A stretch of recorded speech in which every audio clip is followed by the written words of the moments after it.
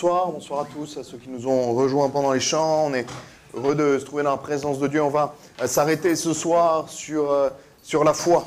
Qu'est-ce que c'est la foi? Ce que la Bible nous en dit. On va s'arrêter sur le chapitre de la foi qui est Hébreux 11. Voilà, c'est ça les sœurs.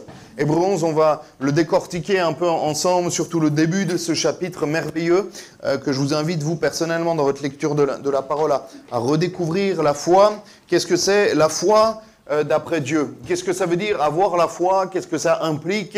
Et ce que ça engendre en nous? Hébreux 11, verset 1. « Or, la foi est une ferme assurance des choses qu'on espère, une démonstration de celles qu'on ne voit pas. » Amen. Ça, c'est la définition biblique de ce qu'est la foi, de ce qu'est le fait de croire en Dieu, de croire en cette personne, en cette Trinité, j'ai envie de dire, Dieu le Père, le Fils et le Saint-Esprit. Et la foi, c'est quoi? C'est avoir cette assurance. Croire fermement en ce que l'on espère. Dimanche, il sera question, Dieu voulant, de l'espérance, de notre vie qui est basée sur l'espérance, et c'est quand même lié avec la foi, parce que notre foi est basée sur cette espérance, et c'est le fait de croire fermement que ce que l'on prie, ce que l'on croit est vrai. Et encore plus de le croire, c'est de le savoir, parce que le Seigneur s'est révélé à nous. La Bible nous dit que c'est une démonstration de celle qu'on ne voit pas. Et même si des fois on peut être appelé comme des personnes un peu folles, un peu déséquilibrées, nous savons en qui nous avons cru, alléluia. Et si nous devions être équilibrés comme le monde l'est aujourd'hui, ça ne donne pas forcément envie. Moi, je veux être équilibré selon la parole de Dieu, selon ce que Dieu attend de moi et de chacun d'entre nous. C'est une démonstration des choses qu'on ne voit pas encore. C'est une démonstration des choses qu'on ne voit pas encore. Pourquoi? Parce que le monde qui nous attend après ce monde ici-bas, c'est un monde spirituel. C'est un monde qui aujourd'hui est plus ou moins invisible, en grande partie invisible. Mais nous savons que notre espérance, elle est dans un monde qui sera bien visible, il sera éternel. C'est ce qu'on appelle la Nouvelle Jérusalem, le paradis avec notre Seigneur Jésus-Christ. Alléluia, pour ceux qui ont fait la paix avec lui. La Bible nous dit également que c'est cette foi qui démontre les choses qu'on ne voit pas encore. Certaines personnes même remercient Dieu pour la réponse à la prière qu'ils n'ont pas encore eue. Par la foi, nous demandons des choses même complètement surréalistes, mais nous croyons que la foi nous fait faire des choses surréalistes et nous fait demander des choses surréalistes. Je crois que Dieu nous donne aussi en fonction de l'état de notre foi et de la grandeur de notre foi. On va le lire. Deuxièmement, on va voir les 11 bénéfices de la foi. La foi, c'est quoi? Si on voulait résumer, c'est croire quand rien ne nous pousse à croire. Quand tous les éléments sont contraires à la foi, quand tous les éléments nous disent c'est pas possible, eh ben la foi, c'est de croire quand même. La foi, c'est croire, c'est d'espérer quand il n'y a plus d'espérance. La foi, c'est persévérer quand la situation est désespérante. La foi, c'est croire à une solution quand il n'y en a plus. Alléluia. La foi, c'est continuer à avancer même quand on ne voit rien, même quand on a l'impression de stagner, de nous arrêter ou bien même de reculer de temps en temps. La foi, c'est de croire que le Seigneur est toujours avec nous. Il nous l'a dit, je serai avec vous tous les jours jusqu'à la fin. Même si on ne le voit pas, même si on ne l'entend pas, même si des fois on ne le ressent pas ou plus, il est toujours avec nous si nous sommes avec lui. Amen. Premièrement, on le lit au verset 3 de ce toujours chapitre 11 de l'Épître aux Hébreux. La foi nous fait croire en l'invisible. Est-ce que vous croyez en l'invisible? Est-ce que vous croyez, j'ai envie de dire, dans le surnaturel, mais surtout dans le spirituel? Eh bien, la foi nous ouvre les yeux spirituels. Nous voyons différemment avec la foi, car c'est par la foi que nous reconnaissons que le monde a été formé par la parole de Dieu. En sorte que ce qu'on voit n'a pas été fait de choses visibles. C'est par la foi que nous reconnaissons que Dieu a créé le ciel et la terre. Je n'étais pas là pour le voir. Et aucun de nous, normalement, n'était là pour le voir. Mais nous croyons, parce que la Bible le dit, parce que Dieu nous l'a révélé, que le ciel et la terre ont été créés par notre Seigneur. Alléluia. La Bible nous dit, dans 2 Corinthiens 18, 4 nous dit, parce que nous ne regardons non point aux choses visibles, mais à celles qui sont invisibles. Car les choses visibles sont passagères et les invisibles sont éternelles. C'est une révélation de foi que le Seigneur a fait dans notre vie, que nous maintenons grâce justement à cette foi. C'est pas que nous le savons, C'est pas juste qu'on l'espère, c'est pas juste qu'on pense avoir quelque chose après, c'est pas juste qu'on essaye de se rassurer, c'est pas juste qu'on se dit qu'il y aura peut-être quelque chose et autant miser dessus. Comme ça, si on avait raison, on obtiendra cela. Non, c'est que Dieu nous a révélé au travers du Saint-Esprit et de la parole de Dieu que toutes ces choses sont vraies. Que ce que dit la parole de Dieu est vrai et nous pouvons le vivre. La foi nous permet de nous accaparer, de faire toutes les paroles de la parole de Dieu nôtres, de les appliquer dans notre vie de tous les jours. Alléluia. La foi nous rend justes, la Bible dit, comme Abel. Verset 4, c'est par la foi qu'Abel offrit à Dieu un sacrifice plus excellent que celui de Caïn. C'est par elle, toujours par la foi, qu'il fut déclaré juste. Alléluia, la foi nous déclare juste. Parce que la foi, c'est la base de tous les amis, les frères et sœurs ce soir. Dieu approuvant ses offenses, et c'est par elle qu'il parle encore, quoique mort. La foi nous rend juste. La foi nous justifie. La foi nous permet d'être trouvés justes devant le Seigneur, parce que la foi, elle nous amène à la repentance. Et quand il y a la repentance, il y a le pardon de Dieu. Et quand il y a le pardon de Dieu, il a le salut. Alléluia. Mais tout ça part de la révélation et aussi et surtout de la foi en Jésus-Christ. Est-ce que tu as la foi ce soir? La Bible nous dit que même si tu l'as pas, tu peux la demander au Seigneur. Les disciples même qui ont vu le Seigneur, qui ont vu ses miracles, qui ont vu les personnes aveugles voir les lépreux être guéris, ils ont vu toutes ces choses miraculeuses, Pierre marcher sur l'eau. Ils ont demandé, Seigneur, augmente-nous la foi. Et ce soir, tu peux avoir cette prière. Que le Seigneur augmente ta foi et il le fera. Alléluia, je le crois. C'est par la foi qu'Abel offrit à Dieu un sacrifice. Et c'est par elle, par la foi, qu'il fut déclaré juste. Alléluia. Pourquoi la foi est la base de tout? Pourquoi la foi est le plus important? Alors qu'on nous a fait comprendre et croire pendant des années que c'était les œuvres qui nous sauvaient, mais quand on lit la parole de Dieu, c'est uniquement la foi en Jésus-Christ qui nous sauve. C'est uniquement le fait de croire que Jésus-Christ est le Fils de Dieu. C'est uniquement dans le fait de croire que Jésus-Christ est venu sur la croix il y a 2000 ans pour donner sa vie pour chacun de nous. Alléluia. Et cette foi-là, si elle est bien placée dans la vérité de la parole, si elle est bien placée en Jésus-Christ, nous donne le salut et le salut éternel. Alléluia. La foi nous rend agréable à Dieu. Vous avez compris, il y en a 11. On est à la 3e. Ça va? Comme ça, vous voyez à peu près l'avancée de la prédication. La foi nous rend agréable à Dieu. Or, verset 6, sans la foi, il est impossible de lui être agréable. Impossible d'être agréable à Dieu. Car il faut que celui qui s'approche de Dieu croit que Dieu existe et qu'il est le rémunérateur, celui qui donne de ceux qui le recherchent. C'est-à-dire que si tu cherches Dieu, il va se laisser trouver. Qui cherche trouve, la Bible nous dit. Qui demande reçoit, nous croyons que si tu cherches le Seigneur de tout ton cœur, il se révélera à toi. Il va faire germer comme une foi surnaturelle. Toi qui avant ne croyais pas, toi qui avant ne croyais pas dans toutes ces choses, qui te considéraient comme purement athée, agnostique, de différentes religions ou pas, mais tu vas croire en celui qui est le Fils de Dieu, Jésus-Christ, parce qu'il va nourrir cette foi. Mais tu dois lui demander. La foi nous relie à Dieu. Sans la foi, on ne peut pas s'approcher de Dieu. Sans la foi, nous ne sommes pas, en connexion avec le ciel. Quand nous croyons en Dieu, nous devenons agréables à lui. Au travers de la foi, parce qu'après, il y a cette révélation qui va nous aider également à nous détacher du péché. Parce que tout part de la foi, et si nous avons la foi, nous croyons en Dieu. Et si nous croyons en Dieu, nous croyons en sa parole. Et si nous croyons en Dieu et en sa parole, nous irons mettre notre vie en règle par rapport à ce que Dieu nous demande et par rapport à ce qu'il ne nous demande pas. Par rapport à ce qu'il veut que nous fassions et par rapport à ce qu'il ne veut pas que nous fassions. Nous allons mettre notre vie en règle et tout ça part de la foi. Ça va, vous êtes toujours là? La foi, verset 4, nous sauve comme elle a sauvé Noé.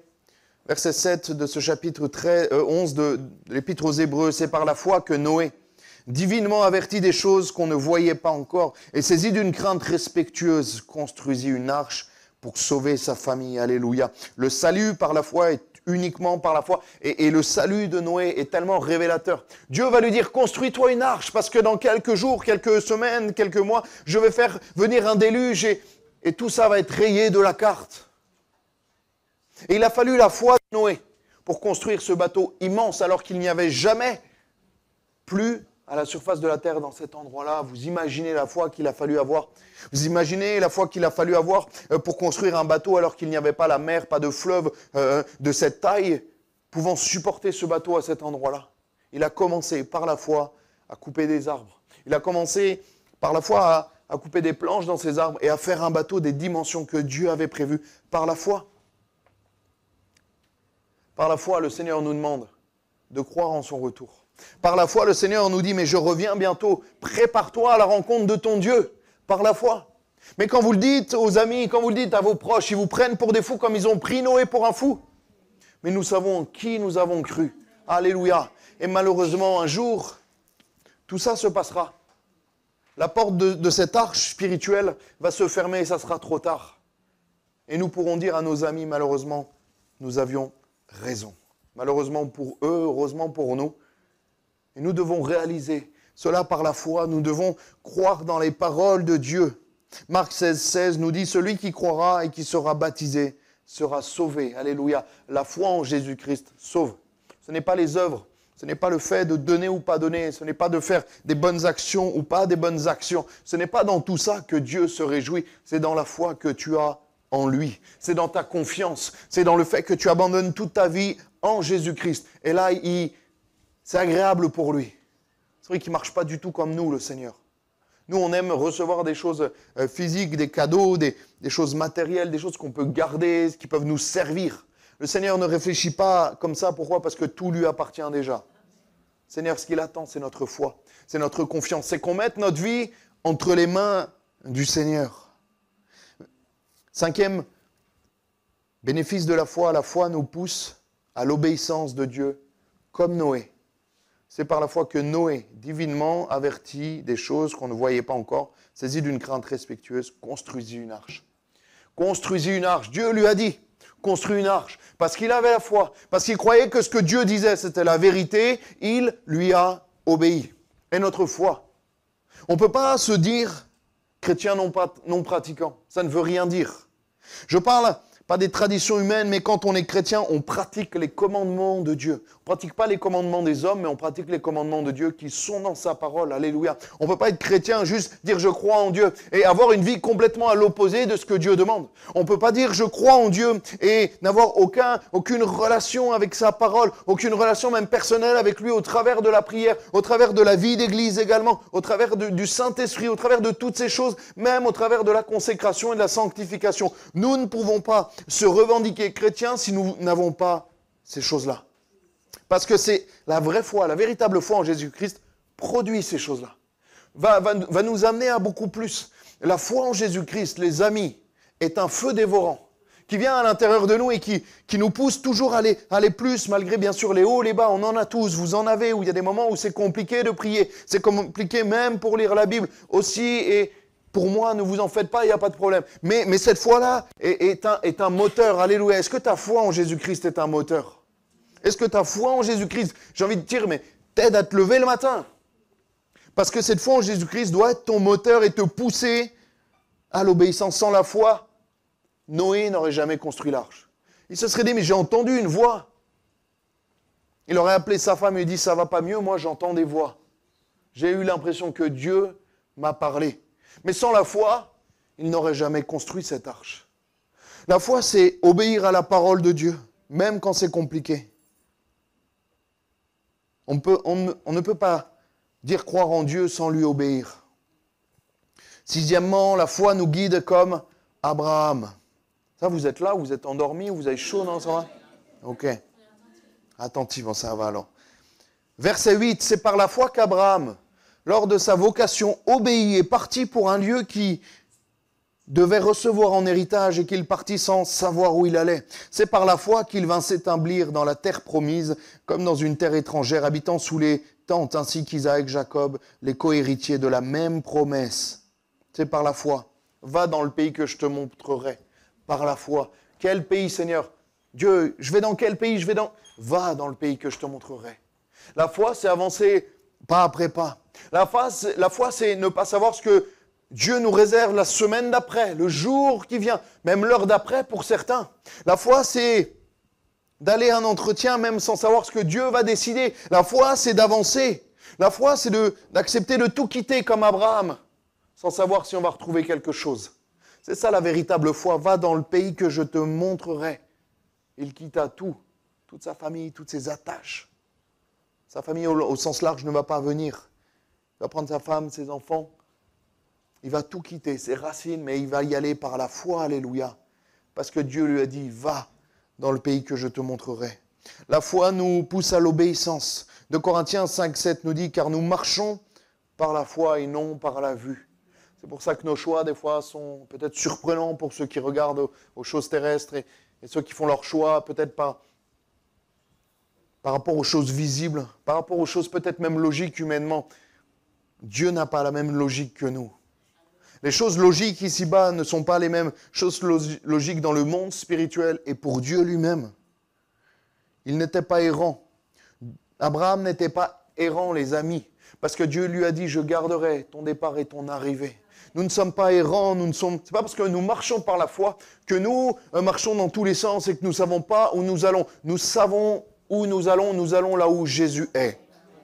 Nous ne savons pas où il veut nous emmener, mais nous savons que nous suivons le Maître, alléluia. Et ça nous suffit amplement, alléluia. Nous sommes guidés par Dieu tout au long de notre voyage, comme l'a été Abraham, comme l'a été le peuple dans le désert, tout au long de sa traversée, une colonne de nuée, une colonne de feu les guidait le jour et la nuit. Et quand la colonne s'arrêtait, le peuple s'arrêtait. Quand elle redémarrait, le peuple redémarrait. Nous sommes guidés. Si tu as la foi en Jésus-Christ, si ta vie est basée sur lui, si tu lui as remis toutes les parties de ta vie, j'ai envie de dire, ta vie doit être guidée par le Seigneur. Tes choix doivent être guidés par le Seigneur. Tous. Tous tes choix, toute ta vie doit être basée sur le Seigneur.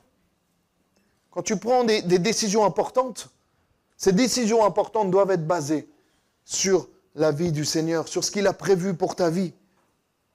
Si tu as la foi, tu dois obéir et tu dois être guidé par le Seigneur dans tous les domaines. Alléluia. 7e bénéfice de la foi. La foi nous rend héritiers de la cité céleste. Verset 10. Car il attendait la cité qui a de solides fondements, celle dont Dieu est l'architecte et le constructeur. Alléluia. La foi, vous imaginez un héritage où Dieu est l'architecte et le constructeur. Les parents, ils ont acheté un appartement, il n'y a que des malfaçons. Ils l'ont réceptionné, il n'y a que des malfaçons. Mais moi, je sais que je n'aurais pas besoin de vérifier dans ma maison là-haut. Parce que Dieu est l'architecte et le constructeur. Vous imaginez ou pas? Il a tout pris, il n'a pas sous-traité le chantier. Il a tout pris, lui.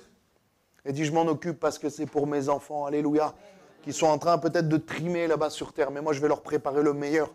Alléluia, pour ceux qui vont aller jusqu'au bout par la foi. Et malgré tout, j'ai envie de dire comme ce nouveau chant, là, ou un peu moins nouveau.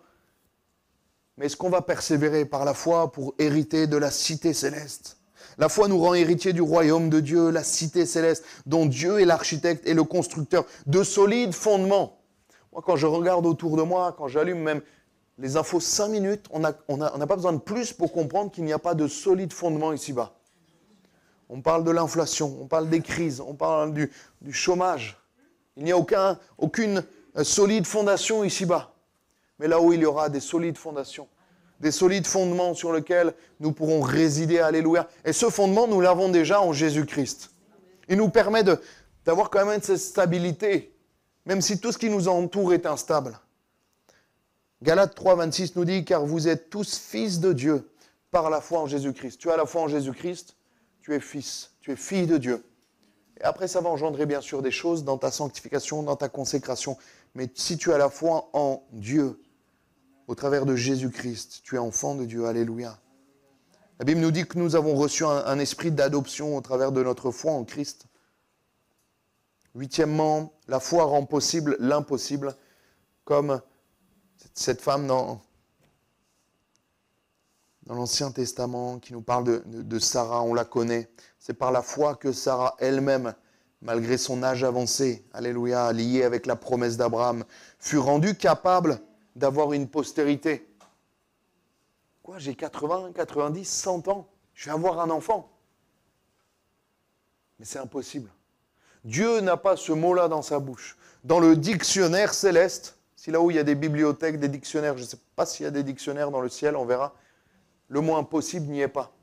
Le mot impossible n'existe pas dans le vocabulaire de Dieu. Dieu ne comprend pas ce mot impossible. Il est réservé pour l'homme. Le mot impossible est réservé à l'homme parce que Dieu n'a pas ce mot dans son vocabulaire, dans sa conception des choses. Parce que rien n'est impossible à Dieu. Alléluia. Marc 9, 23, tout est possible à celui qui croit. Jean 11, 40, si tu crois, tu verras la gloire de Dieu. Ce qui rend impossible les choses, c'est ton manque de foi. Ce qui rend impossible dans ta vie les choses, c'est que tu ne crois pas en la bonne personne ou que tu ne crois pas assez ou que tu ne crois pas tout court. Crois en Jésus et tu verras que l'impossible deviendra possible. Que Dieu va rayer le I et le M d'impossible pour tout rendre possible. Alléluia. Parce que rien n'est impossible à mon Dieu. Alléluia. C'est au travers de cette foi que Sarah a pu enfanter, fils de la promesse notamment. Neuvièmement, la foi nous ressuscite. Il pensait que Dieu, verset 19 pour la projection, il pensait que Dieu est puissant, même pour ressusciter les morts. Est-ce que tu as cette foi nécessaire? Moi, j'ai vu des personnes physiquement et même spirituellement complètement mortes être revenues à la vie par l'action du Saint-Esprit. Je vous donne un exemple qui est encore plus concret. Je ne sais pas si je l'ai déjà donné, mais je crois que je l'avais donné à mon arrivée. C'est monsieur et madame Bouty. Je donne les noms pour que vous puissiez vérifier. Vous appelez à l'église de Cluse, vous leur demandez ce témoignage. Ils vous le diront. Monsieur et madame Bouty. Monsieur Bouty est un homme, maintenant il doit avoir 75, 80 ans. Et à un moment donné, il a été déclaré mort par la médecine. Déclaré mort par la médecine. Et les médecins continuaient de l'alimenter, mais il alimentait son corps, mais il était déjà mort en fait. Voilà, déclaration, il était mort. Sa femme n'a pas voulu en fait accepter ça. Une femme, je crois que c'est des Camerounais ou des Ivoiriens, une femme de foi, une sœur en Christ là. Monsieur et madame Bouty, c'est des personnes qui me sont chères et je me souviens, ce témoignage m'a marqué et a marqué toute l'église. Elle a dit non, on va prier. On va prier. Ils ont commencé à prier pour monsieur Bouty. Seigneur, bénis-le. C'était même bizarre, on ne sait pas si on peut prier, il est mort, on ne prie pas pour les morts, on le sait. Mais là, il y avait cette foi, cette sœur qui a commencé à recevoir à la maison des pierres tombales. Vous savez, à notre cher collègue, hop, elle recevait. À notre ami, hop, des décorations. Et elle a continué à prier. Elle a continué à prier. Alléluia. Et le Seigneur a agi. Et là, il est toujours en Haute-Savoie. Monsieur Bouty, 20 ans après, quand il est rentré dans l'église, alléluia, au moment de la Sainte Seine, il y a eu comme un temps arrêté, j'étais petit, on me l'a raconté, il y a eu quelque chose de particulier, lui qui était déclaré mort par la médecine, sa femme a gardé les décorations tombales, mais son mari est toujours là parce que Dieu a décidé autrement, parce que Dieu ramène la vie là où il y a la mort, et peut-être que tu n'es pas mort, pas morte physiquement, mais intérieurement, il n'y a plus rien qui en vit chez toi. Le Seigneur peut le ramener à la mort. Alléluia. Je sentais pendant qu'on chantait ces chants avant, je sentais vraiment la présence de Dieu. Et je sentais comme si le Seigneur me faisait réaliser la puissance qui est en nous, les amis. Mais on minimise, moi le premier, mais la puissance de Dieu. Tout à l'heure, je réalisais la joie, la puissance que Dieu nous a laissée. Mais ce privilège immense, les amis. Mais excusez-moi, tu serais fou de repartir sans. Je te le dis avec beaucoup d'amour, mais tu serais fou de repartir sans le Seigneur. Parce qu'il y a tellement, en fait, c'est pas il y a tellement de choses, c'est qu'il y a tout dans le Seigneur. C'est une réalité, je le réalisais encore tout à nouveau. Des fois, je vois des personnes dans la rue, même j'échange avec des personnes mais je me dis, mais il n'y a aucun espoir, aucune espérance. Mais moi, j'ai Jésus-Christ, alléluia. Et ce qui me rend encore plus malheureux, c'est que je ne suis même pas meilleur qu'eux. Je ne le mérite pas plus qu'eux. Et que eux aussi, c'est à disposition. On prendra un temps pour prier après. On prendra un temps pour que tu puisses accepter le Seigneur dans ta vie. Parce que c'est tellement important. Parce que la foi va te ramener à la vie. Il y a tellement de personnes aujourd'hui, en 2024 en France, qui se lèvent le matin, qui vont travailler, qui le week-end ont 2-3 occupations, qui pensent même avoir une femme, des enfants, qui pensent que tout va bien, mais à l'intérieur tout va mal et ils sont morts. Ils sont morts spirituellement. Ils sont morts intérieurement, moralement, spirituellement. Ils sont morts pour telle ou telle raison. Dans leur famille, c'est un carnage. Dans toute leur vie, c'est un carnage. Leurs pensées sont mortes. Le Seigneur peut les ramener à la vie. Le Seigneur, alléluia, change le mal en bien. C'est pas juste ok, la Bible, d'accord, mais moi je l'ai vécu dans la vie de personnes qui étaient dépressives, qui étaient au chevet de la mort, du suicide, qui a des pensées de mort, et le Seigneur a changé le mal en bien. Et c'est encore accessible pour toi ce soir. Par la foi en Jésus-Christ. La foi nous ressuscite. Éphésiens 2:8, car c'est par la grâce que vous êtes sauvés, par le moyen de la foi, et cela ne vient pas de vous, c'est le don de Dieu. Amen. 10e, les 2 dernières. Vous êtes toujours là? Après, on prie. Ça va vous réveiller. Il y en a qui dorment là. La foi nous pousse à refuser la jouissance du péché comme Moïse. Le fait de rester dans le péché, la foi nous sort du péché. La foi nous permet de nous extirper, de nous sortir de la boue du péché. Verset 24, toujours de Hébreux 11, c'est par la foi que Moïse, devenu grand, il est merveilleux, ce texte les amis, il est merveilleux. C'est par la foi que Moïse, devenu grand, refusa d'être appelé fils de la fille de Pharaon, aimant mieux être maltraité avec le peuple de Dieu que d'avoir pour un temps la jouissance du péché. Il a préféré refuser les beaux vêtements, les beaux repas, le palais de Pharaon, qui était à cette époque-là la plus grande puissance économique, militaire, politique de la terre entière. Il a refusé tout ça, il avait une place de choix, mais il l'a refusé parce qu'il avait meilleur. Alléluia. Peut-être pas humainement, parce qu'humainement, c'est un esclave. Humainement, il mangeait de la poussière. Humainement, il allait être jeté dans le désert pendant 40 années à garder des brebis. Mais spirituellement, il avait tout gagné. Il savait que les richesses de ce monde ne valaient rien par rapport à l'action du Seigneur Jésus-Christ dans sa vie. Il savait que tout ce que pouvait lui donner ce monde ne valait strictement rien par rapport à ce que Dieu avait prévu pour toi. N'aie pas peur de ce que tu peux perdre en suivant le Seigneur. Tu as plus à gagner. Tu as plus à gagner. Même si l'épreuve va venir, même si les conflits vont venir, choisis le Seigneur. Tu as tellement plus à gagner. Tu as tellement plus à gagner. Et je crois que s'il y en avait bien un qui avait des choses à perdre, c'était Moïse. Plus que nous tous. Il a accepté, alléluia. Ce texte nous dit qu'il refusa d'être appelé fils de la fille de Pharaon. Il refusa son identité d'Égyptien, j'ai envie de dire, cette identité que le monde lui avait donnée. Il a préféré être maltraité, être esclave avec le peuple de Dieu, plutôt que d'avoir pour un temps le bénéfice, la jouissance du péché. Pourtant, il y avait des bonnes choses humainement. Il y avait les meilleurs repas. Il y avait les meilleurs habits, les plus beaux logements de toute la terre à cette époque-là. Il aurait probablement été marié à une Égyptienne, peut-être une des plus belles femmes du royaume. Tout ça, il l'a refusé. Il a dit, mais moi, je préfère aller avec mon bâton, là, dans le désert, pendant 40 années, avec des brebis, là. Mais plaire à Dieu, alléluia. Et Dieu l'a honoré, Dieu l'a restauré. Parce que son palais qu'il a là-haut, Moïse, le palais que Dieu lui a donné, la nouvelle Jérusalem dans laquelle Moïse va être, c'est bien plus beau que le palais de Pharaon, alléluia. C'est bien plus grand, c'est bien plus majestueux, gloire à Dieu.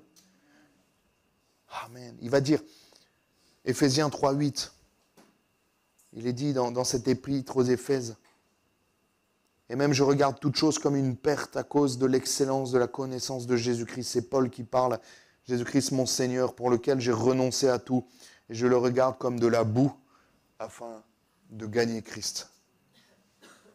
Alléluia. La foi, c'est un investissement sur le long terme. La foi, c'est un investissement sur le long terme. Sur une vie future. Bien sûr, Dieu nous bénit, Dieu nous garde, Dieu nous honore aussi ici-bas. Mais l'investissement, vous savez, il y a les assurances vie, il y a les épargnes, et des fois, il faut les laisser un temps minimum. Des fois, c'est 5 ans, des fois 10 ans. Et on ne peut pas y toucher. Et bien nous, notre épargne, elle est là-haut. Notre espérance, elle est là-haut. Excusez-moi, mais ça va être le jackpot. On va arriver au ciel, ça va être incroyable. Parce que Dieu nous l'a promis, il va y avoir un festin. Ça va commencer par un festin. Les noces de l'agneau, les amis. C'est pas moi qui le dis, c'est pas mes pensées, c'est la parole de Dieu. C'est merveilleux. On va être revêtus d'habits blancs, alléluia, les anges vont chanter. Ça sera au moins aussi bien là que là, peut-être même un peu mieux, Claude, je pense, je sais pas, peut-être. Mais ça va être merveilleux. Là, ils seront pas 5, ils seront des myriades et des myriades comme ça. Ils vont dire, ouais, Joseph, il est là. Juan, il est là. Gloire à Dieu. Il a préféré détaché de tout ce qu'il avait. Il a même été renié, certains par leur famille. On a des personnes qui ont été reniées par leur famille dans des pays au Pakistan, pays où l'islam règne. Il y a des gens qui se font tuer pour leur foi, mais ils se disent, mais peu importe. Oui, je suis chrétien et alors, alléluia, j'appartiens à Jésus-Christ. Qu'est-ce que tu vas faire? La Bible nous dit, tu n'as pas à craindre celui qui s'attaque au corps, celui qui peut te faire mourir, mais crains celui qui peut te faire rater ta vie éternelle. Alléluia. Alléluia, c'est bon, alléluia, on finit, je ne sais plus où j'en suis, mais on est là. La foi nous pousse à craindre, à ne pas craindre les hommes comme Moïse. Moïse, il n'avait aucune crainte. À un moment donné, il a dit, non mais de toute façon, moi je sais en qui j'ai cru, alléluia. Il avait un peu peur au départ, et après il a vu que Dieu était vraiment avec lui. Est-ce que tu réalises que Dieu est vraiment avec toi? Si Dieu est avec toi, qui sera contre toi? Il a eu peur un peu au départ avec l'histoire des serpents, et là il a commencé à prendre confiance. Là il a la première plaie, waouh! En fait, c'est pas une blague. Dieu, c'est pas une blague. Il est véritablement avec moi. Et ça bouge. Le Seigneur peut être véritablement avec toi et ça peut vraiment bouger dans ta vie. Et il peut changer les choses. Alléluia. Et là, il va dire au verset 27 d'Hébreux 11, c'est par la foi qu'il quitta l'Égypte sans être effrayé de la colère du roi. Car il se montra ferme comme voyant celui qui est invisible. Par la foi, il a vu. Il a vu ce que Dieu était. Il a vu que tout ce qu'il allait, j'ai envie de dire, gagner spirituellement. Moïse n'a pas craint Pharaon, même si c'était l'un des hommes. C'était l'homme le plus puissant du monde à ce moment-là. Il ne l'a pas craint, alléluia, parce qu'il savait que Dieu était avec lui, alléluia. Comme voyant celui qui était invisible. Josias, si tu veux revenir au piano, on va commencer à prier et à demander au Seigneur sa grâce. Et je vais prier pour que le Seigneur vous permette de voir à ceux qui ne croyaient pas encore, ceux qui peut-être n'avaient pas cette foi, que vous voyez l'impossible ce soir, que vous voyez l'invisible, alléluia. Romains 8, 31 nous dit, alléluia, je l'ai dit, si Dieu est pour nous, qui sera contre toi? Si Dieu est avec toi, qui sera contre toi? Qu'est-ce que tu veux craindre? Tu as celui qui a créé le ciel et la terre. Tu as celui qui a créé celui qui t'embête. Il est avec toi, il est de ton côté. Ne crains pas. Ne crains pas, mais abandonne-toi à Dieu. Parce que la Bible nous dit au verset 7, toujours. Par contre, s'il y a l'absence de la foi, c'est l'absence de foi qui condamne le monde. Alors que la foi, elle sauve. Je vais t'inviter à garder la foi malgré tout. La foi ne dépend pas des événements, mais elle dépend de Dieu seul. Elle ne dépend même pas de l'action de Dieu. Elle dépend de Dieu seul. Ce soir, sois fortifié dans ta foi. Et j'ai envie de te dire, alors que nos yeux sont fermés, on va fermer nos yeux, on va courber nos fronts pour ceux qui le veulent, s'il vous plaît. Je vais t'inviter à peut-être demander au Seigneur d'augmenter ta foi.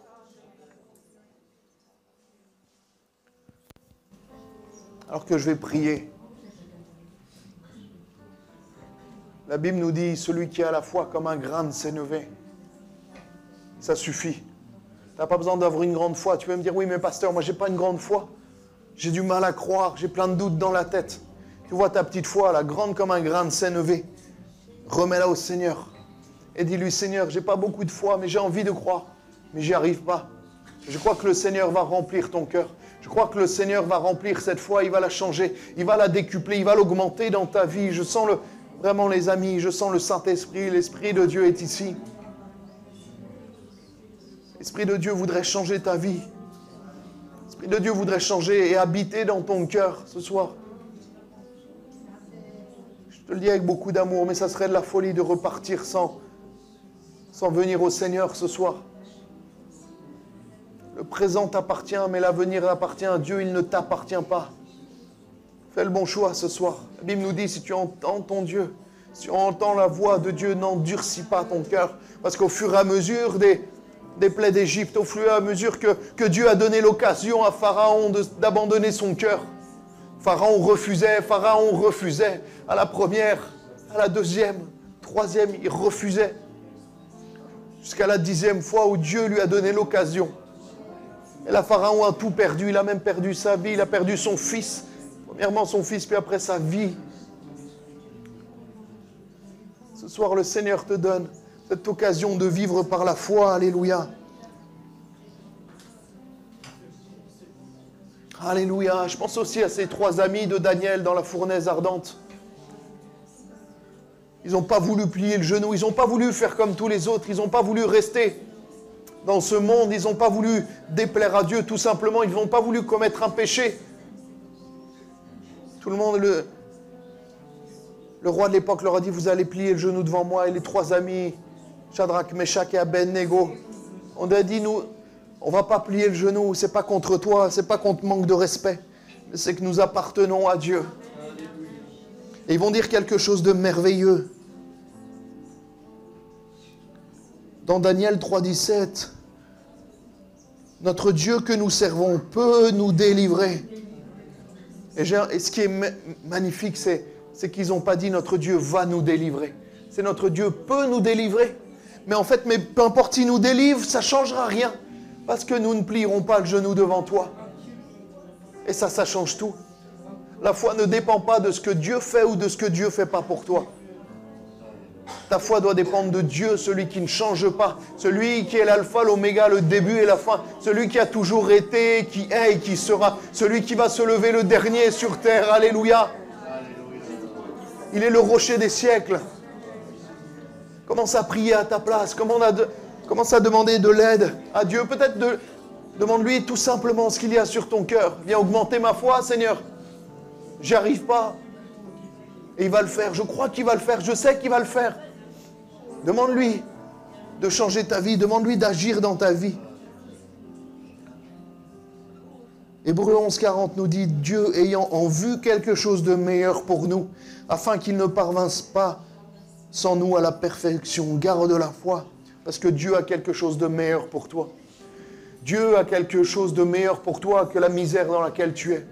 Dieu a quelque chose de meilleur pour toi. Excuse-moi, je vais le dire comme ça, parce que c'est comme ça que ça vient sur mon cœur. Toi, tu vois un pauvre gars, toi, tu vois une pauvre fille.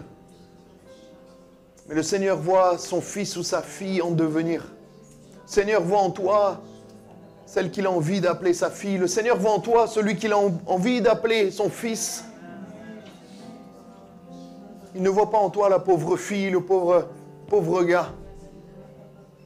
Tu es cette pauvre fille, ce pauvre gars, parce que le péché a pris le dessus sur ta vie. Le Seigneur veut te redonner ton identité, te donner ton identité d'enfant de Dieu, co-héritier avec Christ. Alléluia. Alléluia. Le Saint-Esprit est là, les amis. Commence à lui parler dans ton cœur, commence à lui parler avec tes mots. Il entend ta prière, commence à prier à voix basse, commence à prier avec tes mots, même si ton voisin ne t'entend pas. Juste avec tes mots, dis-lui ce qu'il y a sur ton cœur, alors que nos yeux sont fermés. On prend un temps pour prier, juste individuellement, et après on fera un appel pour ceux qui ont besoin de la prière.